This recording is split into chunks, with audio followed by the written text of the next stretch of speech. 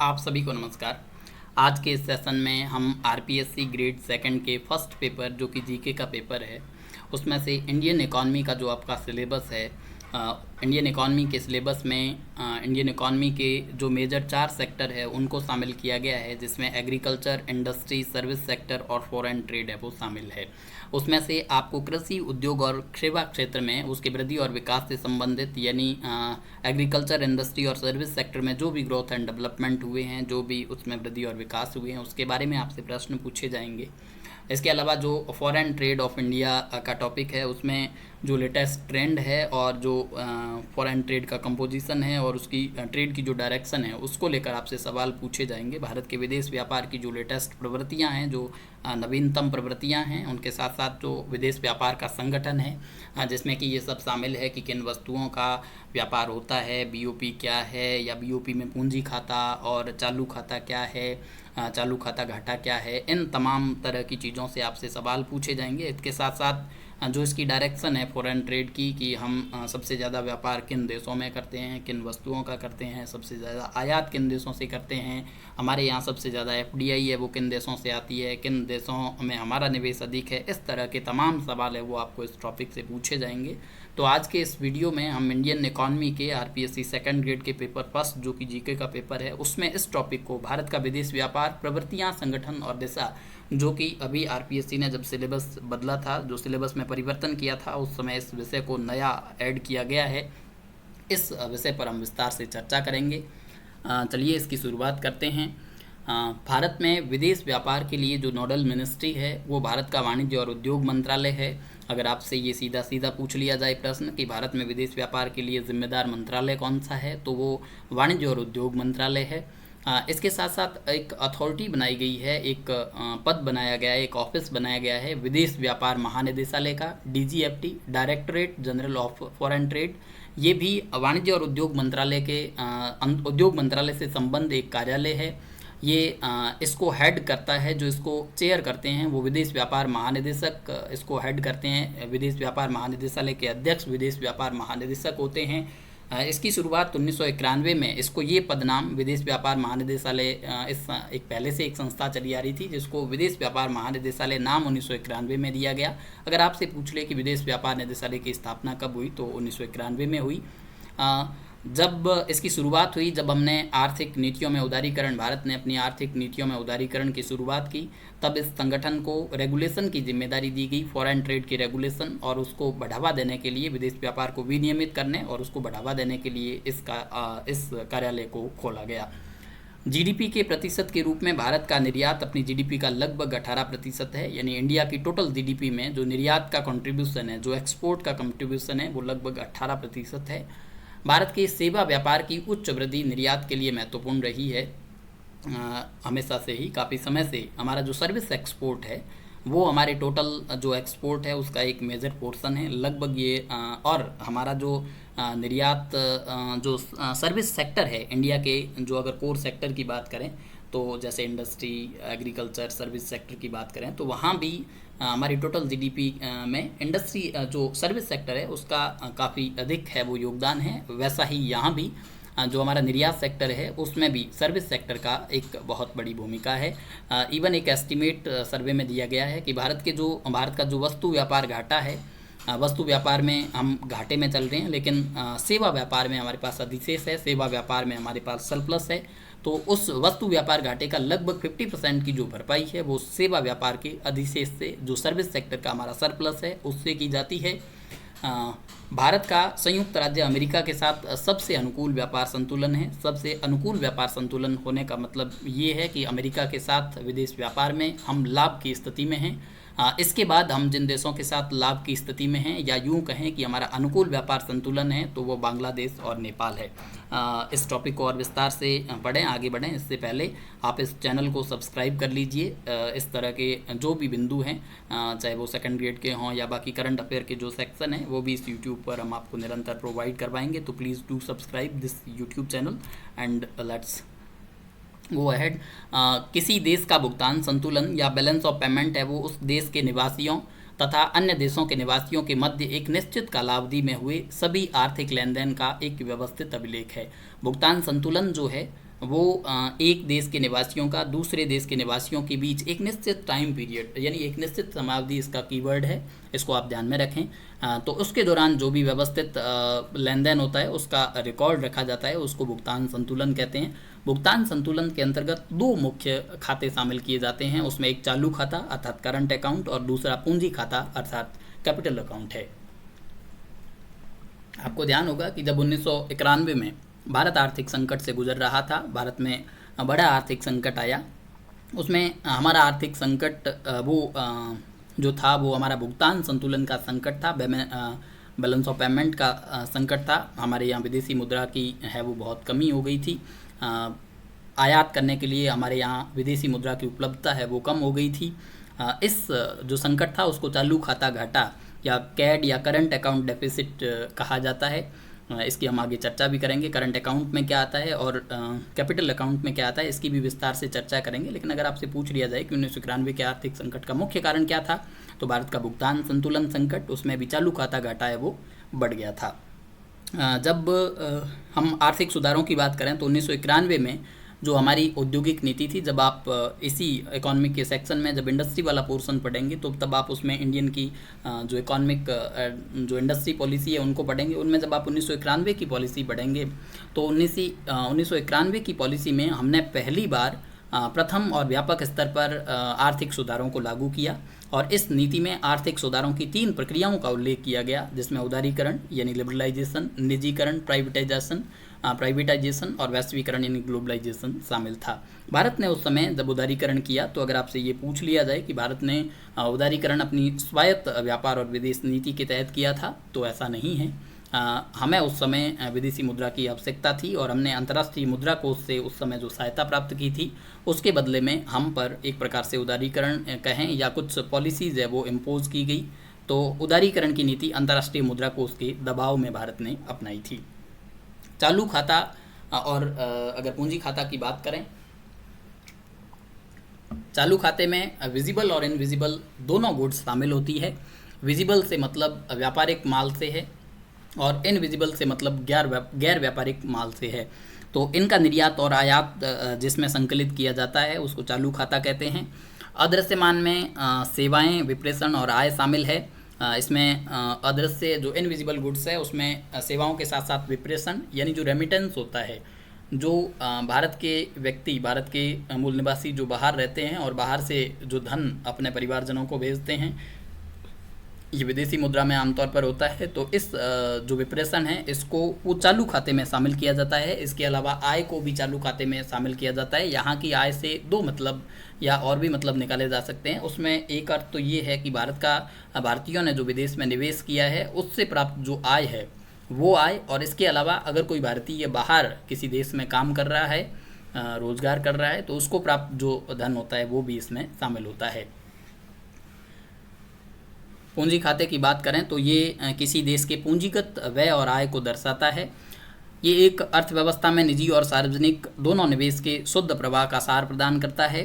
पूंजी खाते में अगर आपसे पूछा जाए या ऑप्शन दिए जाएं, एलिमिनेट करने हो या आपको सेलेक्ट करने हो उसमें से, तो उसमें आप ध्यान रखें कि पूंजी खाते में बाहरी वाणिज्यिक उधार यानी एक्सटर्नल कॉमर्शियल बोरोइंग, प्रत्यक्ष विदेशी निवेश फॉरेन डायरेक्ट इन्वेस्टमेंट और विदेशी पोर्टफोलियो निवेश फॉरेन पोर्टफोलियो इन्वेस्टमेंट, ये आदि पूंजी खाते का हिस्सा है। चालू खाता घाटा कब होता है? तो चालू खाता घाटा तब होता है जब किसी देश द्वारा आयात की जाने वाली वस्तुओं और सेवाओं का कुल मूल्य उसके द्वारा निर्यात की जाने वाली वस्तुओं एवं सेवाओं के कुल मूल्य से अधिक हो जाता है, तो उसको चालू खाता घाटा कहते हैं। चालू खाता घाटा का अगर हम आंकड़ा देखें तो आरबीआई ने 31 मार्च 2022 को जो आंकड़ा जारी किया, लेटेस्ट आंकड़ा, उसके अनुसार हमारे ऊंचे आयात भुगतान के कारण, यानी मेजर कारण क्या, ऊंचे आयात भुगतान में भी सबसे ज़्यादा आयात हमें क्रूड ऑयल का करना पड़ता है, उसके लिए पेमेंट करना पड़ता है। तो इस आयात भुगतान के कारण अक्टूबर-दिसंबर 2021 में भारत का चालू खाता घाटा बढ़कर $23 अरब हो गया, जो जुलाई-सितंबर 2021 में $9.9 बिलियन था। यानी जुलाई-सितंबर 21 में यानी जो पिछले वर्ष की अंतिम से पहली जो तिमाही थी, उस समय हमारा जो चालू खाता घाटा था वो $9.9 बिलियन का था और अक्टूबर-दिसंबर 2021 में ये बढ़कर $23 अरब हो गया। चालू खाता घाटा अक्टूबर दिसंबर 2021 के सेशन में जो लेटेस्ट जिसका आंकलन 31 मार्च को किया गया, उसके अनुसार ये हमारे सकल घरेलू उत्पाद का 2.7% है, यानी हमारी टोटल जीडीपी का 2.7% चालू खाता घाटा अक्टूबर दिसंबर 2021 में रिकॉर्ड किया गया। पूंजी खाते को थोड़ा विस्तार से जानते हैं, कैपिटल अकाउंट को, क्योंकि आमतौर पे इसमें आपसे ये पूछ लिया जाता है कि निम्न में से कौन सी बात है वो पूंजी खाता में, कौन सी मद है वो पूंजी खाता में शामिल है। आप इस बात का ध्यान रखें कि हमने विजिबल और इनविजिबल गुड्स को चालू खाता में पढ़ा था, और उसमें रेमिटेंस, सर्विसेज और जो इनकम है, आय है, उसको हमने चालू खाता में पढ़ा था। अब पूंजी खाता को देखते हैं। दुनिया की प्रत्येक सरकार एक पूंजी खाता रखती है जो बाहरी अर्थव्यवस्थाओं के साथ अर्थव्यवस्था के पूंजी के लेन देन को दिखाता है।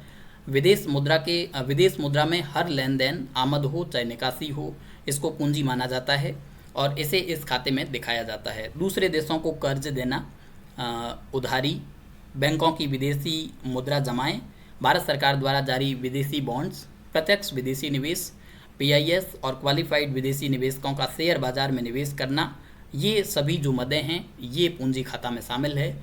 पूंजी खाता चालू खाते की तरह इसमें कोई घाटा या अधिशेष है वो नहीं होता है। ट्रेड डेफिसिट अभी हमने देख लिया कि किसी देश द्वारा दूसरे देशों को किए जाने वाले आयात एवं निर्यात में अंतर को व्यापार घाटा कहते हैं। विदेश व्यापार से संबंधित खातों की भी हमने चर्चा कर ली। व्यापार खाते में वस्तुगत आयात निर्यात की मदें शामिल होती है, और चालू खाते में वस्तुगत और सेवागत आयात निर्यात की मदें शामिल होती है, और पूंजीगत खाते में इसमें स्वर्ण, विदेशी मुद्रा और उधार का विदेश से लेन देन की मदों को शामिल किया जाता है। व्यापार खाते की बात करें तो उसको आमतौर पे वस्तुगत आयात निर्यात की मदों तक ही सीमित रखा जाता है। तो इन तीनों बिंदुओं को आप अच्छे से देख लें। इसके बाद व्यापार अधिक्य या व्यापार घाटा। नॉर्मली तो व्यापार घाटा भी आयात निर्यात से अगर अधिक है तो व्यापार घाटा लगा है, और व्यापार अधिक्य यानी ट्रेड जो एक्सेस हुआ, सरप्लस हुआ, उसका मतलब है कि निर्यात से अगर आपका आयात अधिक है, निर्यात जो है वो आयात से अधिक है तो व्यापार अधिक्य है, ट्रेड सरप्लस है। कई बार दोहरा घाटा के बारे में, अगर ट्विन डेफिसिट के बारे में पूछ लिया जाए तो इसका मतलब व्यापार घाटे के साथ साथ बजटीय घाटा, जो आपका घरेलू आम बजट है उसमें भी अगर आपका घाटा रिकॉर्ड होता है और व्यापार में भी घाटा है तो ये एक प्रकार से ट्विन्स डेफिसिट बोला जाता है, इसको दोहरा घाटा बोला जाता है। भारत ने वित्त वर्ष 2021-22 की पहली छमाही में, जो पहले 6 महीने 2021-22 के हैं, वित्त वर्ष 2021-22 के पहले 6 महीनों में 63.1 बिलियन अमेरिकी डॉलर का भुगतान संतुलन अधिशेष दर्ज किया। इससे 600 बिलियन अमेरिकी डॉलर का एक बड़े विदेशी मुद्रा भंडार की उपलब्धि प्राप्त हुई, और सितंबर 2021 के अंत में ये 635.4 बिलियन अमेरिकी डॉलर हो गया। अब ये कुछ आंकड़े हैं, इन आंकड़ों को इकोनॉमिक सर्वे में लिखा गया है, लेटेस्ट है। अगर इस तरह के आंकड़े पूछे जाते हैं, क्योंकि उसने ट्रेंड्स लिखा है, तो इस तरह के अगर आंकड़े पूछे गए तो आपको लगभग वित्त वर्ष 2020-21 के जो सर्वे में दिए गए आंकड़े हैं वही पूछे जाएंगे, और ये शब्द से आप इनको याद कर लें। चालू खाता शेष यानी करंट अकाउंट बैलेंस की बात करें तो वित्त वर्ष 2020-21 की पहले 6 महीनों में अधिशेष दर्शाने के बाद भारत का चालू खाता शेष वित्त वर्ष 2021-22 की पहली छमाही में 3.1 बिलियन अमेरिकी डॉलर के घाटे में चला गया। चालू खाता शेष वित्त वर्ष 2021-22 की पहली तिमाही में अधिशेष से दूसरी तिमाही में घाटे में बदल गया। पूंजी खाता या वित्तीय खाता, कैपिटल अकाउंट या फाइनेंशियल अकाउंट, वित्तीय वर्ष 2021-22 में पहली छमाही में निवल पूंजी प्रवाह 3 गुना से अधिक अर्थात 65.5 बिलियन अमेरिकी डॉलर, जीडीपी का ये लगभग 4.5% हो गया। और ये विदेशी निवेश की आमद यानी फॉरेन इन्वेस्टमेंट की प्राप्ति मुख्य रूप से बाह्य वाणिज्यिक उधारी यानी एक्सटर्नल कॉमर्शियल बोरोइंग वाले ऋणों में वृद्धि और बैंकिंग पूंजी और अन्य पूंजी इनके कारण है वो इसमें वृद्धि हुई। मुद्रा की अगले टॉपिक पर बढ़ते हैं। मुद्रा की पूर्ण परिवर्तनीयता, मनी की फुल कन्वर्टेबिलिटी पर बात करते हैं। मुद्रा की पूर्ण परिवर्तनीयता से आज से ऐसी व्यवस्था से है जिसके तहत देश की मुद्रा मुक्त रूप से प्रमुख विदेशी मुद्राओं में एवं प्रमुख विदेशी मुद्राएं मुक्त रूप से स्थानीय मुद्रा में परिवर्तित की जा सकती है। भारत ने 1991 में शुरू हुए आर्थिक सुधारों के दौर में मुद्रा की पूर्ण परिवर्तनीयता के लिए जो प्रयास शुरू किए उनके बारे में बिंदुवार चर्चा करते हैं। सबसे पहले उसमें उदारीकृत विनिमय दर प्रबंधन प्रणाली है। LERMS यानी liberalise exchange rate management system. इसके तहत निर्यातक अपनी विदेशी मुद्रा प्राप्तियों को 60% तक खुले बाजार में निर्धारित विनिमय दर एक्सचेंज रेट पर अधिकृत विदेशी मुद्रा डीलरों को बेच सकता था और 40% को आरबीआई को बेचना पड़ता था। व्यापार खाते पर मुद्रा को पूर्ण परिवर्तनीय 1993-94 में बना दिया गया। इस आंकड़े को आप याद रखें कि भारत ने अपने व्यापार खाते को कब पूर्ण परिवर्तनीयता बनाया, तो 1993-94 में, और चालू खाते पर 1994-95 में पूर्ण परिवर्तनीय है वो बना दिया गया। पूंजी खाते पर मुद्रा को परिवर्तनीय अभी भी नहीं बनाया जा सका। इसके लिए आरबीआई के पूर्व डिप्टी गवर्नर की अध्यक्षता में SS तारापुर समिति का गठन वर्ष 2006 में किया गया। तो अभी हमारा व्यापार खाता पूर्ण परिवर्तनीय है, चालू खाता पूर्ण परिवर्तनीय है, लेकिन पूंजी खाता अभी भी पूर्ण परिवर्तनीय नहीं है। लम्स की अभी बात की थी हमने। लम्स का मतलब उदारीकृत विनिमय दर व्यवस्था प्रणाली था, liberalised exchange rate management mechanism system था। इसकी घोषणा आम बजट 1992-93 में की गई थी और इसका परिचालन मार्च 1993 से प्रारंभ हुआ था। इस प्रकार भारत रुपए की विनिमय दर के निर्धारण के लिए नियत मुद्रा व्यवस्था यानी फिक्स जो करेंसी रिजाइम था उससे उत्प्लावित मुद्रा व्यवस्था यानी फ्लोटिंग करेंसी रिजाइम की ओर अग्रसर हुआ। भारत में द्वैध विनिमय दर यानी ड्यूअल एक्सचेंज रेट व्यवस्था को भारत ने अपना लिया है और जिसमें रुपए की 2 विनिमय दर होती है, एक आधिकारिक तथा दूसरा बाजार आधारित यानी मार्केट ड्रिवन। बाजार आधारित विनिमय दर रुपए के वास्तविक विनिमय दर का रुझान को दर्शाती है तथा बाजार द्वारा निर्धारित विनिमय दर जो कि अंततः आधिकारिक विनिमय दर को निर्देशित करती है। इसके बाद हम निर्यात संवर्धन पूंजीगत सामान योजना यानी export promotion capital goods scheme के बारे में देखते हैं। इस export promotion capital goods scheme के तहत निर्यातकों को रियायती आयात शुल्क पर पूंजीगत सामान के साथ साथ पुराने सामान के आयात की भी अनुमति है वो प्रदान की जाती है। इसके बाद हमने फेमा के बारे में जानते हैं, फॉरेन एक्सचेंज मैनेजमेंट एक्ट 1999 के बारे में। विदेशी मुद्रा प्रबंधन अधिनियम, जब गवर्नमेंट ने अपने रेगुलेटरी रोल के बजाय उसको एक प्रकार से फैसिलिटेटर के रूप में या मैनेजमेंट के रूप में गवर्नमेंट ने जब काम अपने हाथ में लिया, उदारीकरण हुआ।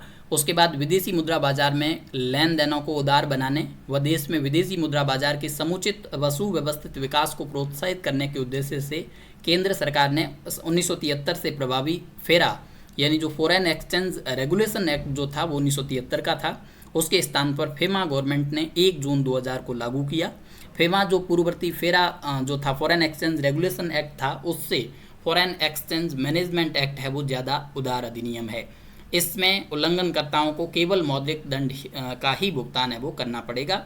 भारत के विदेशी भंडार में जो शामिल मदें हैं उसमें शामिल मदों में विदेशी मुद्रा परिसंपत्तियां, आरबीआई के स्वर्ण भंडार, सरकार की आईएमएफ में एसडीआर राशि और आईएमएफ में जो हमारी ट्रेंच है वो भी शामिल है। भारत के विदेशी भंडार में विदेशी मुद्रा परिसंपत्तियां, आरबीआई के स्वर्ण भंडार, सरकार की आईएमएफ में एसडीआर और आईएमएफ में हमारी जो ट्रेंच है उसको शामिल किया जाता है। भारतीय रिजर्व बैंक के हालिया आंकड़ों के अनुसार भारत का विदेशी मुद्रा भंडार यानी फॉरेन एक्सचेंज जो इंडिया का फॉरेक्स रिजर्व है वो 21 जनवरी 2022 को समाप्त सप्ताह के दौरान 678 मिलियन अमेरिकी डॉलर की गिरावट के साथ 634.287 बिलियन अमेरिकी डॉलर तक पहुंच गया है। नवंबर 2021 के अंत तक चीन, जापान और स्विट्जरलैंड के बाद भारत चौथा सबसे अधिक विदेशी मुद्रा भंडार वाला देश था और आरबीआई के मुताबिक 29 अप्रैल 2022 को भारत का विदेशी मुद्रा भंडार है वो 597.72 अरब डॉलर था। यानी ये डेटा फ्लक्चुएट करता रहता है, लेकिन आपको एक लंप सम्प आइडिया होना चाहिए कि हमारा जो फॉरेक्स रिजर्व है वो कितना है। लेटेस्ट की बात करें तो वो 597.72 अरब डॉलर है। भारत विकास मंच क्या है इसके बारे में चर्चा करते हैं। इंडिया डेवलपमेंट फोरम, विश्व बैंक ने भारत की दूसरी और तीसरी पंचवर्षीय योजना के दौरान आर्थिक सहायता प्रदान करने के उद्देश्य से सन 1958 में भारत सहायता क्लब की स्थापना की थी। ये वर्तमान में भी भारत की विभिन्न परियोजनाओं में आर्थिक सहायता प्रदान करता है। जून 1994 में इसका नाम बदलकर भारत विकास मंच कर दिया गया। भारत विकास मंच के देशों में Austria, Belgium, Canada, Denmark, France, Germany, Italy, Japan, Netherland, Sweden, Britain और यूएसए शामिल है। विश्व बैंक एवं इससे संबंधित संस्थाएं भी इसकी सदस्य हैं। विश्व बैंक मानकों की दृष्टि से भारत कम ऋणग्रस्त की कैटेगरी का देश है और भारत को सबसे अधिक विदेशी सहायता उपलब्ध कराने वाले राष्ट्र क्रमशः यूएसए, जापान, जर्मनी और ब्रिटेन है। इसके बाद हम मनी लॉन्ड्रिंग प्रिवेंशन एक्ट जो MLPA 2002 है उसकी बात करते हैं। जैसा कि आप जानते हैं कि मनी लॉन्ड्रिंग प्रिवेंशन एक्ट है, उनके एनफोर्स करने के लिए उसके रेगुलेशंस को और जो अभी फेमा लाया गया, फेमा और MLPA के रेगुलेशंस को उसके एक्ट, इन दोनों एक्ट के द्वारा दिए गए प्रावधानों को लागू करने के लिए जो प्रवर्तन निदेशालय ED उसकी स्थापना की गई। गैर कानूनी तरीके से अर्जित धन को देश में लाने एवं उसके जरिए संपत्ति खड़ी करने जैसी गतिविधियों पर अंकुश लगाने के लिए MLPA money laundering prevention act 2002 को 1 जुलाई 2005 में लागू किया गया। नाम तो MLPA 2002 है लेकिन ये लागू 1 जुलाई 2005 को हुआ। इस तिथि को भी आप नोट कर लें। इस अधिनियम के 3 उद्देश्य हैं: मनी लॉन्ड्रिंग को रोकना, मनी लॉन्ड्रिंग से हासिल की गई संपत्ति को जब्त करना और मनी लॉन्ड्रिंग से जुड़े अन्य मुद्दे को हल करना। फोकस मार्केट योजना के बारे में देखते हैं। फोकस मार्केट योजना अप्रैल 2006 में घोषित की गई। इस नीति में 57 विदेशी बाजारों की पहचान की गई। इसमें 8 देश लैटिन अमेरिका के और 49 देश है वो अफ्रीकी महाद्वीप के शामिल है। टारगेट प्लस योजना को 2006 में निर्यात को बढ़ावा देने के लिए शुरू किया गया। अब हम बात करते हैं फॉरेन ट्रेड पॉलिसी की, विदेश व्यापार की नीति की। विदेश व्यापार नीति भारत सरकार द्वारा जारी एक कानूनी दस्तावेज है जो विदेश व्यापार विकास एवं विनियमन अधिनियम 1992 के तहत परिवर्तनीय है। विदेश नीति को एनफोर्स करने के लिए जो उसको लीगल बैकिंग मिली है, जो उसको अधिनियम के तहत बैकिंग मिली हुई है, वो विदेश व्यापार यानी विदेश व्यापार के विकास और विनियमन, विदेश व्यापार फॉरेन ट्रेड के डेवलपमेंट और रेगुलेशन के लिए जो एक्ट 1992 में लाया गया, ये जो हमारी फॉरेन ट्रेड पॉलिसी है उसको एनफोर्स करता है, उसको इम्प्लीमेंट करता है। वर्ष 1991 के आर्थिक सुधारों के बाद से पंचवर्षीय रूप में इसको पुनरीक्षित किया जाता है, यानी प्रत्येक 5 वर्ष में हमारी विदेश व्यापार नीति जारी की जाती है और ये अधिसूचित विदेश व्यापार नीति सभी हितधारकों के लिए मार्गदर्शक के रूप में अपनी भूमिका निभाती है और निरंतर 1991 से ये जारी की जा रही है। विदेश व्यापार नीति का मुख्य उद्देश्य लेन देन और पारगमन लागत समय को कम करके व्यापार को सुविधाजनक बनाना है। विदेश व्यापार नीति सीमा पार व्यापार नियमों को निर्धारित करती है और प्रौद्योगिकी प्रवाह, अप्रत्यक्ष संपत्ति आदि जैसे कई सहवर्ती लेकिन महत्वपूर्ण नीतिगत चरों पर विकास की स्थिति को उजागर करती है।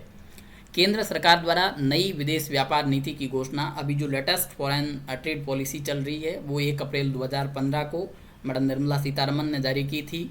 वर्ष 2019-20 तक वस्तुओं एवं सेवाओं का निर्यात दोगुना कर 900 अरब डॉलर तक पहुंचाने का इसमें जो मेजर टारगेट रखे गए, ऊपर वाले इन 2 बिंदुओं को तो आप अवश्य रूप से याद रखें। ये नई विदेश व्यापार नीति 2015 में जो जारी की गई उसके मेजर प्रावधान थे कि वर्ष 2019-20 तक वस्तुओं एवं सेवाओं का व्यापार दोगुना कर 900 अरब डॉलर तक पहुँचाने का लक्ष्य रखा गया और वर्ष 2020 तक विदेश व्यापार में भारत की व्यापार भागीदारी को 2% से बढ़ाकर 3.5% तक पहुंचाने के लिए सरकार शुल्कों को तर्कसंगत बनाने की कोशिश करेगी। ये 2 टारगेट रखे गए। नई विदेश व्यापार नीति के तहत भारत से वस्तु निर्यात योजना और यानी MEIS और भारत से सेवा निर्यात योजना SEIS की शुरुआत की गई। विनिर्माण एवं सेवा दोनों ही क्षेत्रों को समर्थन देने पर ध्यान केंद्रित किया गया। विनिर्माण रोजगार सृजन को बढ़ावा देने और कारोबार करना आसान बनाने यानी ईज ऑफ डूइंग बिजनेस के लिए 2015 से 2020 तक की पंचवर्षीय विदेश व्यापार नीति को सरकार के make in India, digital India, skill India और ईज ऑफ डूइंग बिजनेस जैसे महत्वपूर्ण अभियानों से जोड़ा है। 2.5 वर्षीय समीक्षा, इससे पहले विदेश व्यापार नीति की प्रत्येक वर्ष समीक्षा होती थी, तो प्रत्येक वर्ष यानी सालाना समीक्षा के बजाय इसमें प्रावधान किया गया कि इसकी 2.5 साल बाद है वो समीक्षा होगी। इसमें ब्रांड इंडिया यानी भारतीय उत्पादों को नई पहचान दिलाने के लिए सरकार की एक ब्रांडिंग कैंपेन को भी शुरू किया गया था। एक नई नीति, चूँकि 2015 से 20 तक ये जो नवीनतम नीति थी वो कार्यरत थी, तो एक नई नीति अप्रैल 2020 में है वो पेश की जानी थी क्योंकि वो मार्च 2020 में समाप्त होने वाली थी, लेकिन तब से आगे की अवधि के लिए इसे बार बार टाला जा रहा है। हाल ही में भू राजनीतिक घटनाक्रमों, स्थानीय विनिर्माण पर जोर और द्विपक्षीय व्यापार अभिसमयों यानी जो बायलैटरल ट्रेड एग्रीमेंट्स है उन पर एक दिशा को देखते हुए एक नई नीति को लाया जाना बहुत महत्वपूर्ण है। मुक्त व्यापार समझौते क्या होते हैं? तो ये मुक्त व्यापार समझौते या फ्री ट्रेड एग्रीमेंट ये दो या दो से अधिक देशों के बीच आयात और निर्यात में बाधाओं को कम करने हेतु किए गए समझौते हैं। ऑस्ट्रेलिया और संयुक्त अरब अमीरात के साथ हमारे हाल ही में मुक्त व्यापार समझौते फ्री ट्रेड एग्रीमेंट है वो हमने बनाए हैं। तो इस तरह के जो भी ट्रेंड बदल रहे हैं उससे हमें ये मुख्य आवश्यकता है कि नई विदेश व्यापार नीति है वो जारी की जाए। आपका एग्ज़ाम हो उससे पहले हो सकता है नई फॉरेन ट्रेड पॉलिसी आ जाए, तो उसके जो भी फीचर हों उसको आप ध्यान में रखें। इसके बाद भारत एक मुक्त व्यापार समझौते के इजराइल वगैरह देशों के साथ और भी कई देशों के साथ हमारे मुक्त व्यापार समझौते पर चर्चाएं चल रही है, उसके बारे में देख लेते हैं। भारत और मॉरिशस के बीच व्यापार, आर्थिक सहयोग और भागीदारी समझौता चल रहा है। और दक्षिण एशिया तरजीह व्यापार समझौता यानी south Asia preferential trade agreement ये सदस्य देशों के बीच व्यापार को बढ़ावा देने के लिए 1995 में लागू हुआ था। यानी जो साप्टा है, SAPTA है, वो 1995 में लागू हुआ।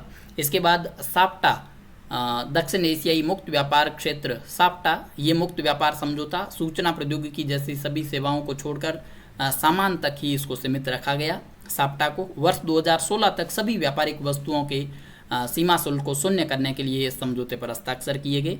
इसके बाद एशिया प्रशांत व्यापार समझौता जिसको बैंकॉक समझौता भी कहते हैं, ये एक तरजीह टैरिफ व्यवस्था है यानी प्रेफरेंशियल टैरिफ सिस्टम है, जिसका उद्देश्य सदस्य देशों द्वारा पारस्परिक रूप से सहमत रियायतों के आदान प्रदान के माध्यम से अंतर क्षेत्रीय व्यापार को बढ़ावा देना है।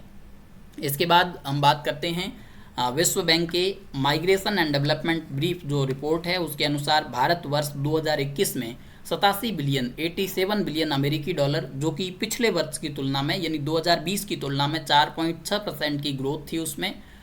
तो ये 87 बिलियन अमेरिकी डॉलर प्राप्त करने वाला भारत दुनिया का सबसे बड़ा प्रेषित धन प्राप्त करता देश है, यानी रेमिटेंस प्राप्त करने वाला देश दुनिया का वर्ल्ड में नंबर 1 पे है। भारत के बाद रेमिटेंस प्राप्त करने वाले देशों में दूसरा स्थान चीन का है, उसके बाद तीसरा स्थान मैक्सिको का, चौथा फिलीपींस का और पांचवा मिस्र का है। संयुक्त राज्य अमेरिका जो है वो सबसे बड़ा स्रोत बन गया है जो कुल धन प्रेषित यानी जो भारत में 87 बिलियन अमेरिकी डॉलर भारत रेमिटेंस के रूप में प्राप्त किया, उसमें से 20% कंट्रीब्यूशन 20% से ज़्यादा का कंट्रीब्यूशन है वो संयुक्त राज्य अमेरिका का था। यानी हमारे रेमिटेंस के लिए सबसे बड़ा स्रोत अमेरिका है। इसके बाद हम बात करते हैं एक्सपोर्ट प्रिपेयर्डनेस इंडेक्स की यानी निर्यात तत्परता सूचकांक की। निर्यात तत्परता सूचकांक NITI Aayog institute of competitiveness के साथ संयुक्त रूप से जारी करता है। इसका उद्देश्य चुनौतियों और अवसरों की पहचान करना, सरकारी नीतियों की प्रभावशीलता को बढ़ाना और निर्यात के लिए एक सुविधाजनक नियामक ढांचे को प्रोत्साहित करना है। Institute of management and development भी एक रिपोर्ट जारी करता है। उस इंडेक्स का नाम वर्ल्ड कॉम्पिटिटिवनेस इंडेक्स है। अगर आपसे सीधा भी पूछ लिया जाए कि वर्ल्ड कॉम्पिटिटिवनेस इंडेक्स कौन जारी करता है तो IMD यानी इंस्टीट्यूट ऑफ मैनेजमेंट डेवलपमेंट जारी करता है। इसमें भारत का स्थान 2021 में 43वां था। जो ये नीति आयोग ने एक्सपोर्ट प्रिपेयर्डनेस इंडेक्स जारी की, नीति आयोग की इस इंडेक्स में जो 2021 की लेटेस्ट इंडेक्स है, इसमें गुजरात लगातार दूसरे वर्ष निर्यात तैयारियों के मामले में भारत का शीर्ष राज्य नामित किया गया। सूचकांक में सेकंड स्थान पर महाराष्ट्र, तीसरे पर कर्नाटक और चौथे पर तमिलनाडु रहे। क्योंकि इन जो ये आपको दिख रहा है कि ये समुद्र तटीय राज्य हैं, तो उच्च औद्योगिक गतिविधियों के साथ समुद्र तटीय बंदरगाहों वाले राज्य भारत के अधिकांश निर्यात के लिए जिम्मेदार है। अब बात करते हैं भारत में प्रत्यक्ष विदेशी निवेश की, FDI की। तो सर्वाधिक FDI आकर्षित करने वाले क्षेत्रों की बात करें तो सबसे ज़्यादा FDI सेवा क्षेत्र में आती है, उसके बाद विनिर्माण में, उसके बाद अवसंरचना में और उसके बाद निर्माण क्षेत्र में FDI आती है। सर्वाधिक FDI आकर्षित करने वाले राज्यों में मुख्यतः महाराष्ट्र, दिल्ली, कर्नाटक, तमिलनाडु, आंध्रा और गुजरात शामिल है। इन्वेस्ट इंडिया स्कीम की बात करें तो इन्वेस्ट इंडिया कंपनी की बात करें तो इन्वेस्ट इंडिया कंपनी का गठन भारत में FDI प्रोत्साहन हेतु फिक्की और भारत सरकार ने मिलकर किया था। तो फिक्की और भारत सरकार के सहयोग से इन्वेस्ट इंडिया कंपनी का गठन FDI को प्रोत्साहन देने के लिए किया गया। अगर हम इकोनॉमिक सर्वे के डेटा देखें विदेशी निवेश को लेकर, विदेशी निवेश जिसमें प्रत्यक्ष विदेशी निवेश यानी फॉरेन डायरेक्ट इन्वेस्टमेंट और विदेशी संस्थागत निवेश फॉरेन पोर्टफोलियो इन्वेस्टमेंट शामिल है, ये पूंजी खाते का सबसे बड़ा घटक है। पूंजी खाते के सबसे बड़े घटक के रूप में एफडीआई और विदेशी संस्थागत निवेश हैं। पिछले वर्ष की इसी अवधि की यानी अप्रैल-नवंबर 2020 की तुलना में अप्रैल-नवंबर 2021 के दौरान निवल एफडीआई में 24.7 बिलियन अमेरिकी डॉलर का कम अंतर्वाह दर्ज किया गया और सकल एफडीआई अंतर्वाह कम होकर 54.1 बिलियन अमेरिकी डॉलर रहा है। अगर आप लेटेस्ट सर्वे की बात करें तो हमारा एफडीआई जो अंतर्वाह है वो 24.1 बिलियन अमेरिकी डॉलर रहा। Top investing countries FDI equity inflow की बात करें तो इसकी रैंकिंग देखें तो सबसे पहले सिंगापुर, फिर यूएसए, फिर मॉरिशस, फिर नीदरलैंड, फिर जापान, यानी ये 5 टॉप इन्वेस्टिंग कंट्रीज है इंडिया के लिए। सिंगापुर, यूएसए, मॉरिशस, नीदरलैंड और जापान। वर्ष 2021 में अंतर्राष्ट्रीय मुद्रा कोष ने वस्तुओं और सेवाओं में वैश्विक व्यापार की मात्रा में 9.7% की उच्च वृद्धि का अनुमान लगाया। आपसे सीधा सीधा पूछा जा सकता है कि वर्ष 2021 में अंतर्राष्ट्रीय मुद्रा कोष ने वस्तुओं और सेवाओं में वैश्विक व्यापार की मात्रा को कितने प्रतिशत की वृद्धि का अनुमान लगाया, तो वो 9.7% की ग्रोथ का अनुमान लगाया। विश्व व्यापार संगठन ने WTO ने अपनी अक्टूबर 2021 की रिपोर्ट में वर्ष 2021 में वैश्विक पण्य व्यापार की मात्रा में वृद्धि के लिए अपने पूर्वानुमान को बढ़ाकर 10.8% कर दिया। पण्य निर्यात की बात करें यानी मर्चेंडाइज एक्सपोर्ट की बात करें तो वित्त वर्ष 2021-22 के अप्रैल से दिसंबर तक के आंकड़ों के अनुसार पण्य निर्यातों में 49.7% की ग्रोथ हुई है और ये बढ़कर जो हमारा मर्चेंडाइज एक्सपोर्ट है वो 301.4 बिलियन अमेरिकी डॉलर का हो गया है, जो महामारी से पहले के स्तर से भी अधिक था। कुछ एक और आंकड़े और डेटा हैं, उन पर चर्चा कर लेते हैं।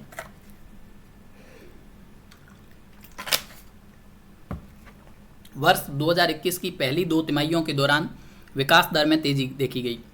अब चूंकि हमारे सिलेबस में ट्रेंड लिखा हुआ है तो इन ट्रेंड्स को हम एक बार देख लेते हैं कि 2021 की पहली 2 तिमाहियों के दौरान विकास दर में तेजी देखी गई। डेल्टा वेरिएंट यानी कोरोना के डेल्टा वेरिएंट, कोविड के डेल्टा वेरिएंट के तीव्र प्रसार और नए वेरिएंट के खतरों के कारण विकास दर तीसरी तिमाही यानी 2021 की तीसरी तिमाही में फिर से कमज़ोर हुई। इससे वैश्विक आपूर्ति श्रृंखलाओं की महत्वपूर्ण कड़ियाँ टूटी, जिसके परिणाम स्वरूप अपेक्षा से अधिक समय तक आपूर्ति बाधित रही और इस प्रकार कोविड-19 से उबरने के वैश्विक प्रयासों पर इसका प्रतिकूल प्रभाव पड़ा।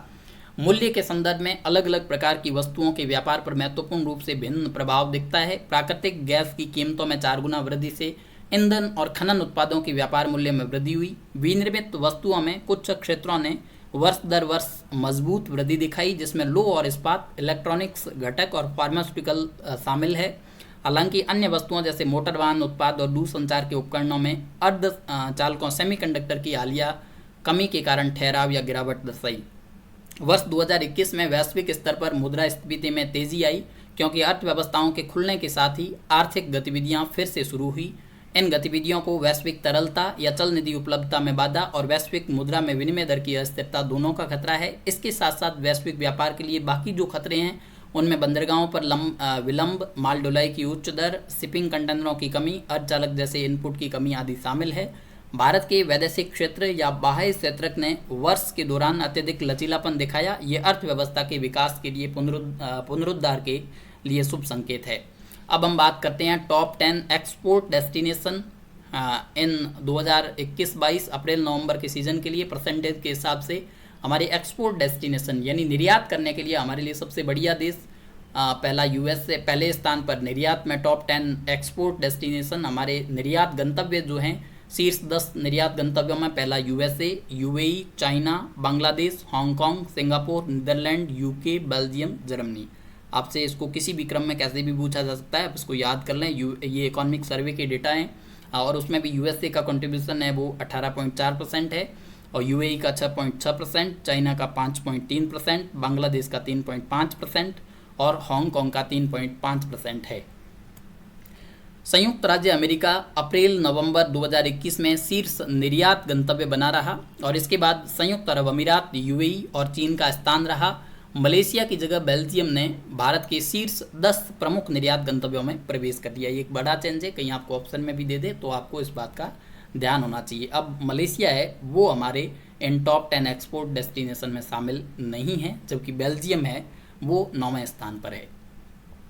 अब टॉप 5 एक्सपोर्ट कमोडिटीज़ कौन सी है, जिन वस्तुओं का हम निर्यात करते हैं उनमें शीर्ष पर कौन है, उसमें शीर्ष निर्यात वाली वस्तुओं में पेट्रोलियम प्रोडक्ट है, pearls precious and semi precious stone है, यानी मोती, कीमती और अर्ध कीमती पत्थर, आयरन और स्टील, ड्रग फॉर्मुलेशन, और उसके बाद gold and other precious metal jewellery. ये तो है आपकी एक्सपोर्ट कमोडिटीज़।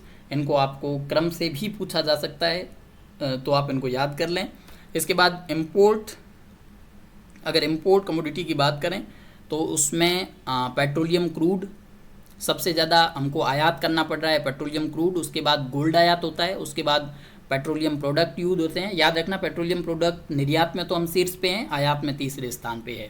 उसके बाद चौथे स्थान पर पीएल्स प्रीसियस सेमी प्रीसियस स्टोन। इनके निर्यात में तो हम दूसरे निर्यात में ये हमारे दूसरे स्थान पर है, लेकिन आयात करते हैं हम इसको चौथे स्थान पर। और कोल, कोक और ब्रिकेट्स जो है वो हमारे इंपोर्ट कमोडिटी हैं। एक योजना जो कि सर्वे में दी गई है, आप क्योंकि इसका उद्देश्य विदेशी निवेश को आकर्षित करना और रोजगार सृजन करना है, तो इसको देख लें। प्रधानमंत्री गति शक्ति राष्ट्रीय मास्टर प्लान एनएमपी, इसका उद्देश्य विभिन्न आर्थिक क्षेत्रों को मल्टी मॉडल कनेक्टिविटी प्रदान करना और लॉजिस्टिक दक्षता में सुधार के लिए लोगों, वस्तुओं और सेवाओं की निर्बाध आवाजाही हेतु बुनियादी ढांचे को समग्र रूप से एकत्रित करना है। ये बुनियादी ढांचा संपर्क परियोजनाओं की एकीकृत योजना और समन्वित कार्य योजना के लिए 16 मिनिस्ट्री को एक साथ लाएगा। और ये इसरो के इमेजरी के साथ साथ स्थानिक योजना उपकरण, स्पाइटियल प्लानिंग टूल सहित व्यापक रूप से प्रौद्योगिकी का लाभ उठाएगा और इससे आर्थिक विकास को बढ़ावा मिलेगा, विदेशी निवेश आकर्षित होगा और रोजगार के कई अवसर है वो पैदा होंगे। लॉजिस्टिक दक्षता में सुधार के लिए कुछ और जो कदम उठाए गए हैं उन पर एक नज़र डाल लेते हैं। उसमें जैसे फास्टैग, तुरंत कस्टम, सभी आयात निर्यात कंटेनरों में अनिवार्य रेडियो फ्रिक्वेंसी आइडेंटिफिकेशन टैगिंग यानी RFID। आपको पता होना चाहिए कि जो फास्टैग है वो उसमें भी टेक्नोलॉजी है, वो RFID यूज होती है। E Sanchit, Indian custom trade assistant inquiry for trade assistant and knowledge यानी आइसट्रैक, और Indian customs EDI dashboard, security logistic document exchange और import clearance system, GST calculator आदि कुछ ऐसे उपाय सरकार ने किए जिससे लॉजिस्टिक दक्षता में सुधार होगा। अब हम सर्विस एक्सपोर्ट की बात करते हैं, सेवा निर्यात की बात करते हैं। वर्ष 2021-22 में अप्रैल से दिसंबर के टाइम में भारत का सेवा निर्यात 18.4% से बढ़कर 18.4%, जो ग्रोथ है वो 18.4% है। 2021-22 में अप्रैल दिसंबर के दौरान ये बढ़कर 177.7 बिलियन अमेरिकी डॉलर हो गया, जो एक वर्ष की इसी अवधि की तुलना में महामारी पूर्व के स्तरों को पार कर गया। शीर्ष 3 क्षेत्रों में सेवा निर्यात के जो मेजर 3 सेक्टर है उसमें कंप्यूटर, व्यवसाय और परिवहन सेवाओं का कुल सेवा निर्यात में 80% तक का योगदान है।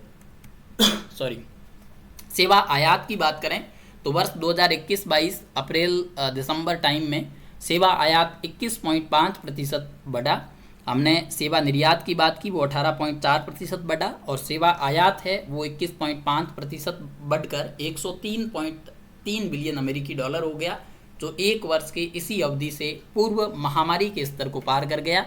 व्यापार, परिवहन, यात्रा और कंप्यूटर सेवाओं के लिए भुगतान, ये कुल मिलाकर सेवाओं के आयात का 75% से अधिक है। आपको ये दोनों आंकड़े ध्यान रखने हैं कि लगभग 80% से हमारा जो सेवा एक्सपोर्ट है उसमें 80% कंप्यूटर, व्यवसाय, परिवहन सेवाएं हैं, और जो हम इंपोर्ट करते हैं सर्विस का उसमें से 75% व्यापार, परिवहन, यात्रा और कंप्यूटर सेवाओं के लिए भुगतान है। उसके बाद हमारे एक्सटर्नल डेब्ट की बात करते हैं, विदेशी कर्ज की बात करते हैं। सितंबर 2021 के अंत में भारत का विदेशी कर्ज 593.1 बिलियन अमेरिकी डॉलर अनुमानित था, जो जून 2021 के अंत के स्तर से 22.3 बिलियन अमेरिकी डॉलर अधिक था। यानी जून 2021 से सितंबर 2021 में 3.9% अधिक रहा। अभी वर्तमान में जो हमारा विदेशी ऋण सितंबर 2021 के नवीनतम आंकड़ों के अनुसार, इकोनॉमिक सर्वे के अनुसार 593.1 बिलियन अमेरिकी डॉलर अनुमानित था। और विदेशी ऋण में वाणिज्यिक उधारी यानी जो कमर्शियल बोरोइंग है वो सबसे बड़ा घटक है विदेशी ऋण का। आपसे सीधा पूछा जा सकता है कि वाणिज्यिक उधारी का सबसे बड़ा विदेशी ऋण का सबसे बड़ा पार्ट कौन सा है, तो वो कमर्शियल बोरोइंग है, और ये 218.8 बिलियन अमेरिकी डॉलर था। और इसके बाद क्रमशः NRI जमा यानी विदेशी ऋण में सबसे अधिक तो वाणिज्यिक उधारी, कमर्शियल बोरोइंग, उसके बाद NRI जमा, उसके बाद अल्पकालिक व्यापार ऋण थे।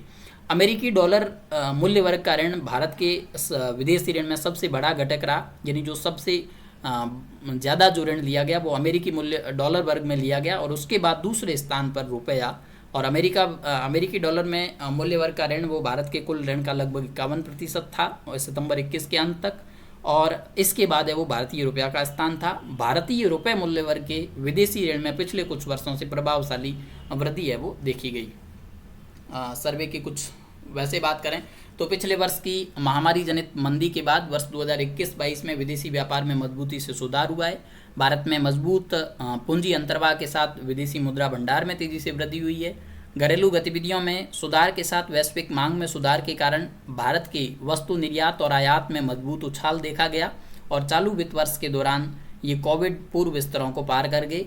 भारत का बाहरी क्षेत्र प्रणालीगत रूप से अमेरिकी फेडरल रिजर्व सहित महत्वपूर्ण केंद्रीय बैंकों द्वारा मौद्रिक नीति के तेजी से मानकीकरण की संभावना से उत्पन्न होने वाली वैश्विक तरलता के किसी भी अवांछित मुद्रास्फीति दबाव को सहन करने में अब सक्षम है। कुछ एक MCQ देख लेते हैं इसी से जुड़े हुए। भारत के अंतर्राष्ट्रीय व्यापार के संदर्भ में निम्नलिखित कथनों पर विचार कीजिए। पहला कथन है कि पिछले 5 वर्षों में भारत के कृषि निर्यात में लगातार गिरावट आई है, ऐसा नहीं है। दूसरा पॉइंट है कि चालू वित्त वर्ष के दौरान USA शीर्ष निर्यात गंतव्य बना रहा, दूसरा स्टेटमेंट सही है। अगले प्रश्न की ओर बढ़ते हैं। निम्नलिखित में से कौन सी भारत की प्रमुख निर्यात वस्तुएं हैं? तो अभी हमने देखा था इसमें से लौह इस्पात और समुद्री उत्पाद है वो हमारी प्रमुख निर्यात वस्तुओं में शामिल है। निम्नलिखित में से कौन भारत के पूंजी खाता शेष को प्रभावित कर सकता है? तो इसमें पहला कथन बाह्य वाणिज्यिक उधारियों में वृद्धि है, दूसरा कोविड महामारी के कारण प्रेषण में गिरावट है, और तीसरा भारत को SDR आवंटन में वृद्धि है। तो हमने पहले देखा था कि जो हमारी प्रेषण है, जो रेमिटेंस है, वो हमारे पूंजी खाता का हिस्सा ना होकर के चालू खाता का हिस्सा है। तो इस तरह के अगर आपसे विश्लेषणात्मक प्रश्न, बड़े प्रश्न पूछे जाते हैं तो इस तरह के पूछे जाएंगे, और अगर छोटे प्रश्न पूछे जाएं तो इस तरह से कोई भी आपको ऐसे प्रश्न पूछे जा सकते हैं कि भारत के निर्यातों में कृषि और जो एग्रीकल्चर और अलाइड सेक्टर है उसका परसेंटेज कितना है, तो उसका परसेंटेज 13.8% है। हाल ही में बीमा क्षेत्र की FDI की सीमा को 26% से बढ़ाकर कितना कर दिया, तो इसको बढ़ाकर 49% कर दिया। भारतीय विदेशी ऋण वर्तमान में लगभग कितना है, तो लगभग 484 अरब डॉलर। सेज अधिनियम कब लागू हुआ? सेज अधिनियम 10 फरवरी 2006 को लागू हुआ। विदेशी विनिमय प्रबंधन अधिनियम फेमा कब लागू हुआ? तो ये 24 जुलाई 2001 को लागू हुआ। फेमा पूर्ववर्ती फेरा जो फॉरेन एक्सचेंज रेगुलेशन एक्ट की तुलना में सज़ा के मामले में अधिक उदार है, क्योंकि इसमें हमने देखा कि केवल पूंजीगत सजाएं दी जा रही थी। फेरा का संबंध किस वर्ष से है? तो फेरा कब लागू हुआ था? 1973 में लागू हुआ। भारत में सेज की संकल्पना को किस देश से लिया गया? चाइना से लिया गया। पूंजी खाते के लिए कौन सी समिति का गठन किया गया? पूंजी खाते की परिवर्तनीयता के लिए हमने देखा कि SS तारापुर समिति का गठन किया गया। So thank you, please do subscribe to our YouTube channel. हम आगे भी इस तरह की वीडियो आपके लिए लाते रहेंगे। अगर आपको पसंद आया तो लाइक, शेयर और सब्सक्राइब ज़रूर करें। Thank you.